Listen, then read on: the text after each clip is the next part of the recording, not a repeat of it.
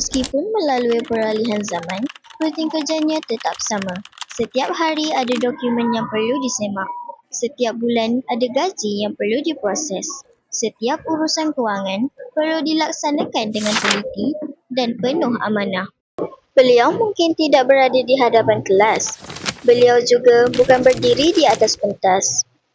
Namun, hasil kerja dan pengorbanannya dirasai oleh seluruh warga sekolah. Hari ini, kita menyingkap perjalanan seorang insan yang telah menabur bakti dengan penuh dedikasi selama lebih 2 dekad. Puan Fazila binti Haji Muhammad Dahlan. Dilahirkan pada 17 Jun 1966 di Batu 21, Kampung Sungai Lui, Hulu Langat, Selangor.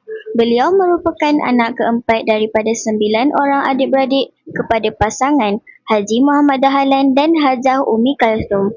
Dibesarkan dalam suasana kampung yang sederhana, beliau belajar erti kesungguhan, tanggungjawab dan ketabahan yang akhirnya menjadi pegangan sepanjang hayat.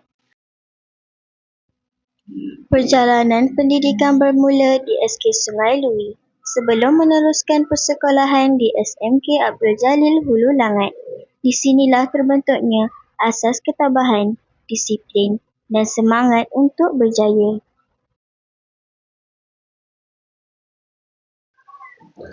Pada 31 Ogos 1991, beliau mendirikan rumah tangga bersama Encik Muhammad Zainul bin Ramali. Hasil perkongsian hidup yang bahagia, mereka dikurniakan 2 orang cahaya mata, iaitu Muhammad Faizal dan Nur Syahirah.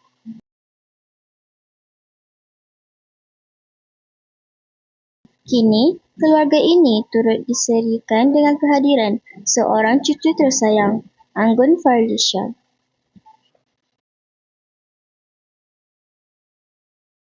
Perjalanan kerjaya bermula pada 2 Januari 2002 sebagai pembantu tadbir rendah N11 di Sungai Tekali.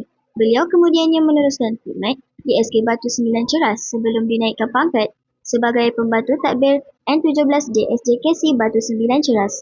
Pada 1 Oktober 2015, beliau meneruskan perkhidmatan di SK Tun Abdul Aziz Majid sebagai pembantu tadbir N22.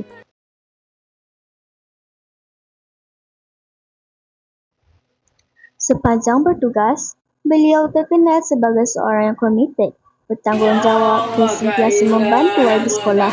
Kecekapan mengurus tugas serta layanan mesra menjadikan beliau insan yang disenangi dan dihormati.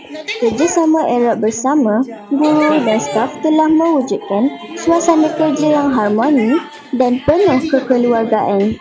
Jumpa kat Ilang. Yelah, nanti payah nak jumpa dah.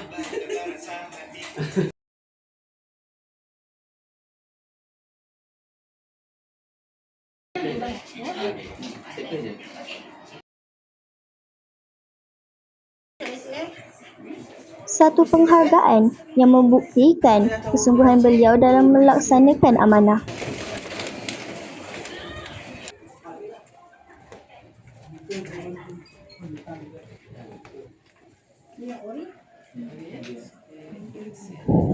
Antara kenangan paling manis sepanjang perkhidmatan ialah hubungan baik serta kerjasama yang diberikan oleh guru-guru dan warga sekolah. Mesra, prihatin dan sentiasa membantu. Itulah sifat yang sentiasa dikenang. Harapan beliau sepanjang berkhidmat cukup sederhana, iaitu agar sentiasa amanah dan tugas dapat dilaksanakan dengan sebaik-baiknya.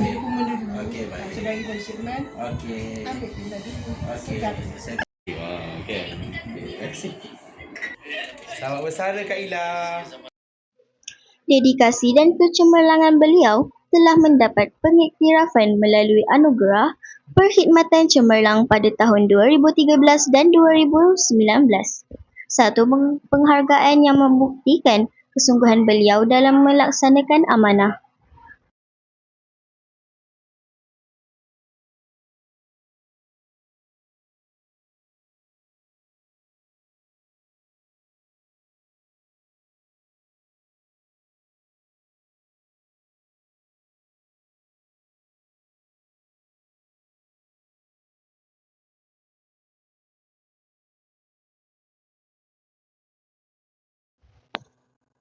Selepas bersara, semoga beliau dapat menikmati masa bersama keluarga tercinta serta meneruskan minat dalam aktiviti melancong.